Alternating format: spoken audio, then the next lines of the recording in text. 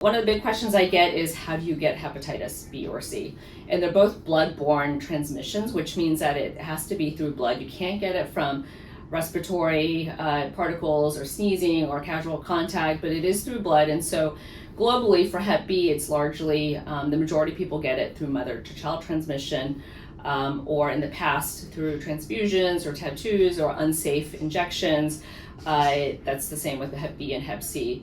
Obviously, a lot of those safety things have been put into place with transfusions and such. It's less of a cause, but that's an important thing to know, that it's bloodborne. And another big question is, how do you prevent hepatitis? Well, as I mentioned, because it's a bloodborne disease, basically a lot of it is universal precautions. If you're in the healthcare field, we use gloves anytime anybody's doing any procedures.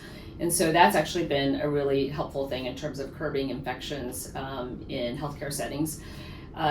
Secondly, the vaccine. So for Hep B, once you're vaccinated, you can't get the infection again. And so it's basically now there's two options. You can get a 3-shot series, which is spread over 6 months, or what's even more convenient is a two-shot series, which is spread out just over 1 month. So this is called Hepatitis B, and it's very convenient for adults because a lot of times adults lose track if they need to get vaccines over the course of 6 months.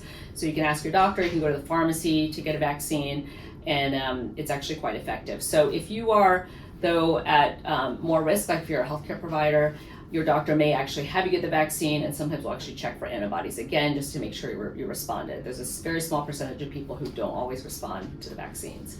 And then for Hep C, there's no vaccine yet, although they're working on it, but it's the same thing. It's universal precautions if you have any exposure to blood, and then obviously safe injection practices are really important too.